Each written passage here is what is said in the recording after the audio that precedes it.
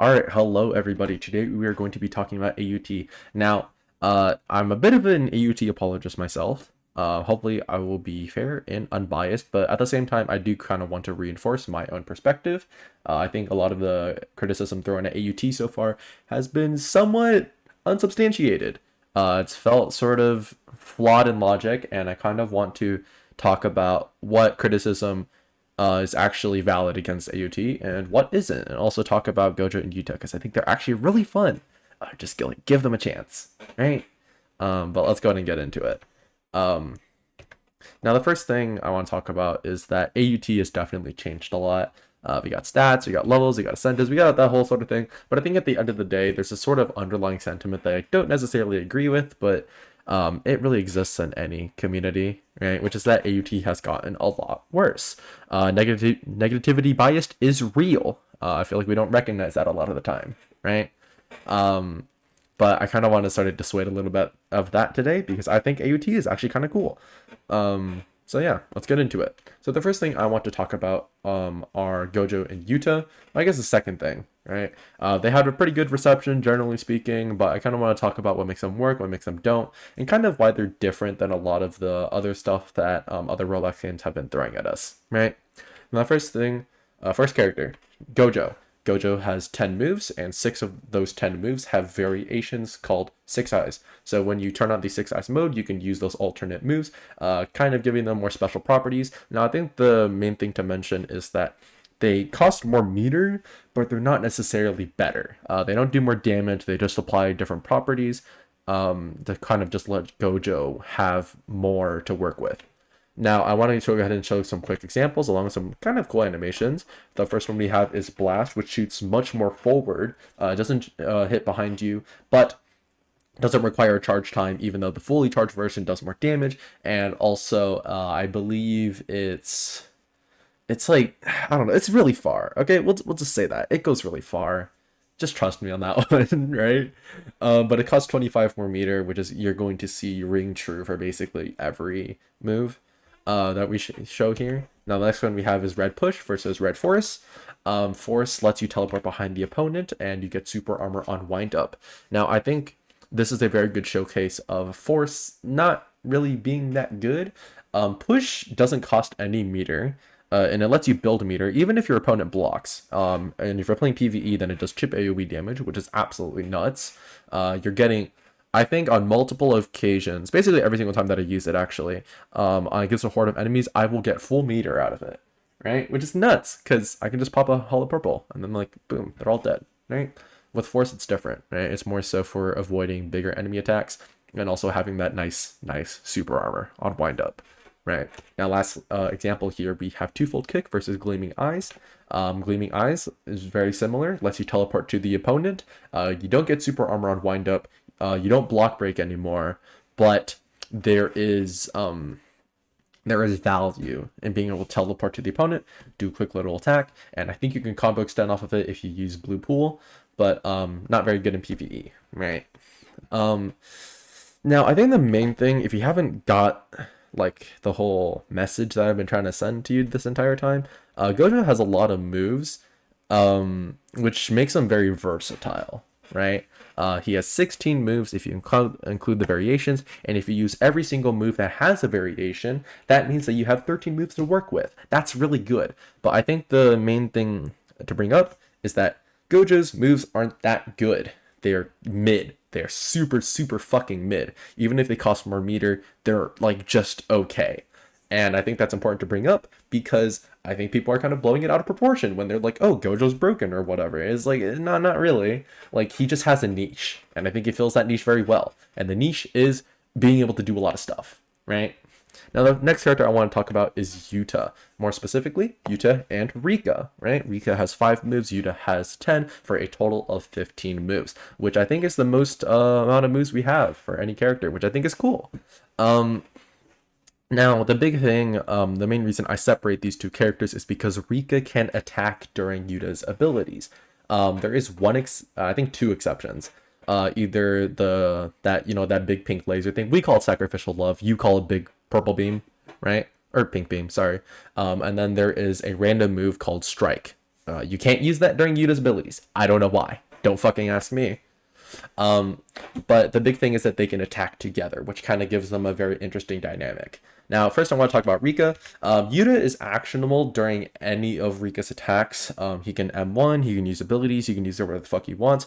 And I think the big thing to mention is that, like, I guess like the overlaying statement is that Rika acts as Yuta's safety net, right? Whenever Yuta's in any trouble, or he, not necessarily, you can't use Rika while Yuta's stunned, but if you're worried about taking damage, you'll just be like, hey, I'm going to use this Rika move, and I'm going to attack.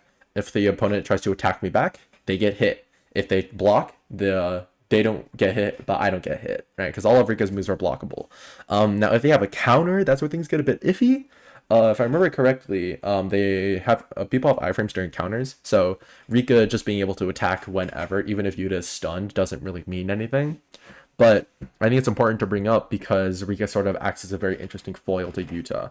Now, if you didn't read it before, Yuta has very, very long end lag on a lot of his moves, but Rika is actionable during all of his abilities. Now, she can't attack during his M1s, and like I said before, there are 2 exceptions to that rule, but because of that, Yuta kind of acts as Rika's confirmer, right? Whenever Yuta attacks, Rika is sure to follow, just because she's very important for the combo game. I'll go ahead and talk about that later, because I do bring up a quick little build guide for PvP, but Rika kind of acts as a, how do I put this?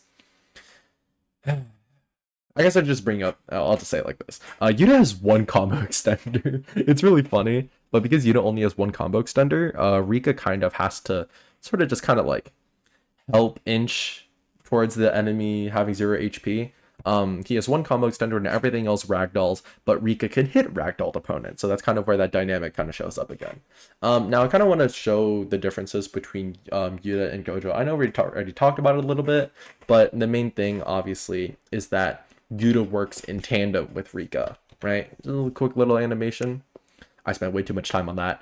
I did reuse that from before, but the main thing is that he works with Rika, and I think the big difference with that in Gojo is that 6 Eyes just gives him more options.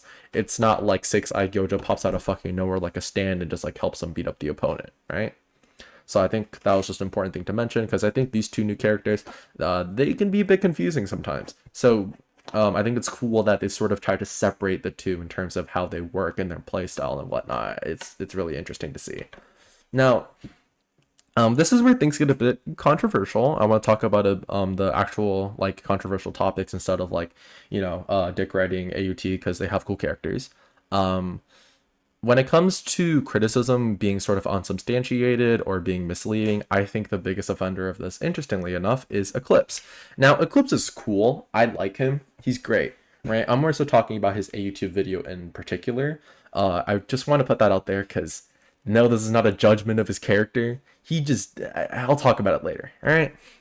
But he has common sense. I don't think he has malicious intent towards AUT, but he doesn't explain mechanics properly. He complains about issues that don't exist. I have this whole rant here just to kind of cover my ass and to just prove that like his video isn't good, like by any means. That video in particular is absolute dog water. So that's my explanation as to why. Now, I'm more so want to talk about why I think the video sucks. Or more so like why I think he made the video. I don't know. It depends on how you want to put it. I don't want to put it like that. That seems a bit mean. But I think the main reason is just because he's working on TCA. He doesn't care about AUT. He has other stuff to do. And he comes back after half a year. He realizes AUT is an absolute dumpster fire and he decides to talk about that. And I think that's a fine sentiment. It's more so just like the content's still misleading, right? I can understand where you're coming from, but it still sucks. So I just wanted to put that out there because I think he was one of the biggest sort of figureheads pointing everyone in that direction. I think he made it like 2 days after the update though, so I wouldn't say that's necessarily the case. I know it was definitely like that for me because I only started playing like 2 to 3 days after the update came out. So yeah. Now I want to talk about the gacha system real quick. If you hear anybody complain that they can't get like a stand like the World Over Heaven or something, because like they don't have enough U shards to roll, they're a moron, right? If they're complaining because the World Over Heaven isn't on a banner, now that's a much more valid complaint. Because I think the biggest issue with the gacha system right now is that characters you can't choose who gets on banner, and I think that's stupid, right? Maybe like be able to force someone on banner on like your side, like clients, not really client side, but like for yourself, right? I just think it's kind of stupid. But if they're on banner, it's really easy to get them. There are a few exceptions, obviously. Like, I don't even know how to get Corrupted Soul now for Reaper. I just trade for him because I know how to get Gojo, so I just trade Gojo for Reaper. Um, but those characters are obviously a bit more difficult to get. But everything else is really easy to get, and I don't really think that character obtainment was ever that popular. I've seen a few people talk about it, like as if like they had a lot of fun getting Nocturnus, and I'm like, you sound stupid, right? You look and you sound stupid because nobody. I don't think anybody at that time was like, wow, I'm having so much fun right now trying to get Nocturnus, and like, no, not really. I think like it wasn't fun. So I think this sort of system just simplifies it, makes it a lot easier. Also, there's a little side note there about Corona Warning because I know he doesn't have a pity, but there's the math. Now, I want to talk about the move cap next. If you're not aware of how the move cap works, you get 7 moves. That's it. You can't use anything else, right? And on one hand, at least from my perspective, right, you're able to sort of pick and choose. Like, do I want this move or do I want this move? I think it's cool that you have to make that choice. However, there are people like Cookie Muncher 27, right? Fucking Cookie Muncher 27 over here thinks otherwise because Cookie Muncher 27, he wants all of the moves. In other words, he wants versatility. He wants to be able to do whatever he wants. And I think that's a fine sentiment. I don't really have any issues with it. I think it's more so that the move cap has upsides and that people aren't considering those upsides. So, for example, it evens the playing field. Older specs now have a chance to shine in the limelight, right? Just as a few extra examples, we have Gojo. Gojo only has 10 moves, right? I know I said he has the whole 16 thing, but whatever. I'm just saying that because like his variations aren't that good. If you go back to the more PvP centric era, right, with like Sticky Fingers, Magician's Bread, the Hand, especially GER and Planet Shaper, they have a lot of fucking moves, and it's closer to Yuta than they are to Gojo. But they aren't good for PvE, right? And we have characters like Dawn who don't even have 7 moves, right? I kind of spoiled it almost, but I actually think that Dawn is better than GER or really any sort of PvP centric stand because at the end of the day, Dawn has more access to AoE moves. I don't think it was the move cap that gutted these characters. I think it's the fact that they're getting more PvE centric now that's gutting these characters. Now, don't get me wrong, they're probably not that strong in PvP anymore. That sucks, but honestly, like, I don't think GER has 14 like super crucial moves. I don't know. I haven't really played it. I won't touch on that actually. I'll take that back. But just in terms of PvE, right? Dawn's a lot better. So I think that's a very valid counter argument to the whole move cap thing, being able to even the playing field for older and newer, right? But if you go back further before the PvP centric stands, then you'll see kind of just stuff that's like all willy-nilly, and those are the prime targets, right? Like characters like Dawn, characters like Yone, characters like Yasuo, right? Now the second reason, I think this is the last one, is that builds can be personalized. This is that PvP guide I was talking about earlier, right? This is how you build Yuta. This is how I build Yuta. Now, first off, very simple. For Rika, just get Cleave. Okay, Cleave is super strong. It has a very good properties, and every other move is basically a worse version of Cleave. Now, you can still run them, don't get me wrong. Just being able to hit ragdoll opponents means that they're technically pretty good, but Slam costs more heat. Strike can't be used during Yuta's move, so you can't combo extend off of it, or you can't combo end off of it, sorry. But they can be used in neutral, and Rika's really powerful in neutral. Like I said before, she acts as a Yuta safety net. And if you're using Cleave during combos and you have an extra slot, maybe you'll slot that in, so that way you can use actually utilize Rika to sort of protect yourself a little bit. Rampage and Sacrificial Love are different because Rampage can't hit ragdoll opponents. Sacrificial Love is just like an ultimate, right? It can't be used during Yuta's moves because Yuta has to be inactive, like he can't do anything. For Yuta, you have to have Blade Work Rush. It's an absolute requirement because that is his only combo extender. There's like some other stuff here, just like some nitty gritty, more niche stuff. You don't really got to read all of it, but have Blade Work Rush, have either batter or faint slash. You got to have one of those. Maybe have both of those if you really want to. There are a few niche scenarios where that works. Curse speech is good. Everything else is kind of whatever. Just as a quick example for a build that I would use, or a build guide, I guess. So I think the general idea for move caps is that it kind of limits you, right? I know it sort of artificially nerfs everybody, and I know that kind of sucks. Like, don't get me wrong, I understand where people are coming from when they say that the move cap was a bad idea, but I think with limits, like, you have creativity, and that kind of brings fun. That's how I feel about it. I think it's a really cool mechanic. But it makes sense that some people don't like it. They don't take things into consideration. That's what I'm upset about, I think. But lastly, we're going to talk about traits. Now, traits are very interesting because they were just added, but they're kind of like the only endgame content we have right now. There's Boundless Tower. Nobody fucking uses Boundless Tower. But I think the main thing is that, like, traits kind of have to exist almost. Like, why am I just fighting NPCs all day? You know what I mean? Like, that's sort of like the reason. And mythic traits aren't even like that good. Only 2 out of 5 of them increase damage. Also, they can't be used in organized PvP. They can be used in PvE or main game, but if you're playing main game, you're kind of a psycho. So, I'm just saying. Like, if you're PvPing in main game. I know this is a bit of a weird example. I wanted to bring this up because Eclipse brought it up. I'm just saying, like, look, if there's one thing in that video that pisses me off, it's this. It doesn't actually, like, make me that upset. I'm just saying this, like, dude. AUT traits are, like, way more interesting than Stand Upright. Stand Upright is literally just health and damage. I don't know if you can read, like, words, but, like, that's all damage and health, dude. If you look on the left side, it's not just health and damage, right? Especially the hexed variants. Now, alright, this is where we talk about what sucks about traits. First thing, traits are only cool on paper. They're very boring in the way that they don't really let you have fun, if that makes sense.